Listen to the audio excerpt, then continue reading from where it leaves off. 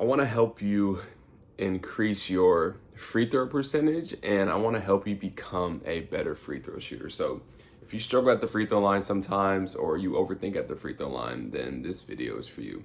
One of the main things that I want you to grasp is that you can do everything right at the free throw line and still miss the shot. Now, I know that's confusing for some, but let me explain what I mean. The margin of error that you have at the free throw line is very small, right? It's the only part of the game where you're by yourself, you're expected to make the shot, and overthinking can happen when you're in that situation. If you're an inch short, you miss it short. If you're just a little bit long, then you hit the back rim. When you miss a free throw, it doesn't necessarily mean that something went wrong. You could do everything right and still miss. It just happens. That's part of hoops sometimes. But the real problem is when you miss a free throw and your first thought is, oh no, I have to change my form. I am going to start aiming it now because I didn't miss the last one.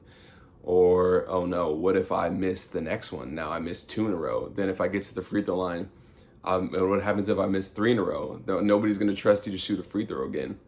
All these things start to happen when you miss just one free throw. And it's pretty crazy to say, but if you go down that thought pattern, you could throw yourself in a hole where you just start missing 1, 2, 3, 4, 5. And now everything you've learned about free throws and everything that you've practiced by yourself just goes out the window. You have to understand that your brain is always trying to protect you.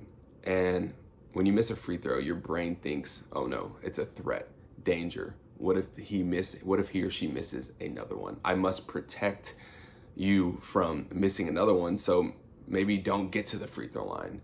Maybe let me help you aim it. So your brain will start trying to overanalyze your form now. It's going to start having you aim your free throws.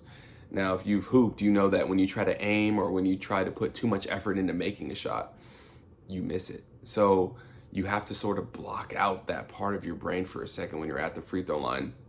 You need to go back to trusting everything that you worked on. I bet you guys can go into a gym right now, and if someone told you to make 5 free throws in a row, you would go up to the line effortlessly and make 5 free throws. And if you miss one, you wouldn't really care as much, right? Because nobody's watching. Now, if they told you to go make 5 in a row and you got fans watching you, your team's watching you, your coach is watching you, you automatically put this pressure on yourself. And that's what you have to try to remove when you're at the line. One thing that can help with not overthinking at the free throw line is to shorten up your free throw routine. I remember a couple years ago, I shot 82% from the free throw line.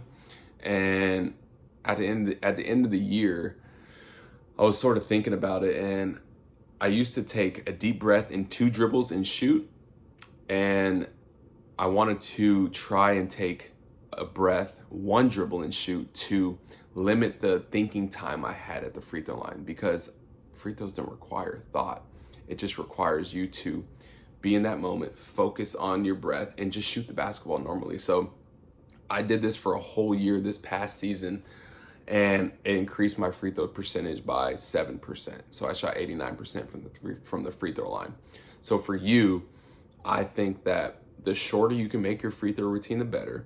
If you see guys that take super long at the free throw line, in my opinion, I think it just gives your brain time to overthink and overanalyze. So try to narrow down your free throw routine for let's say if you're in season, don't change it now, but your next off season, try it and come back the next season with that new routine. And I'll leave you with this. If you do miss a free throw in the game, I want you to give yourself 1 second and just completely reset after that. You don't need to hang on to that shot longer than 1 second. Then after the game, when you're thinking about the game and you're analyzing what you did wrong, what you did well, if you think back to your free throw, I want you to think, did it feel smooth when you shot it? Did you give yourself an opportunity to make it, or were you overthinking? Did you feel rushed at the free throw line? If you can answer all these questions and say, okay, no, I felt good at the line. I didn't rush. I followed my routine. If I made or missed, it didn't matter. I still trusted myself.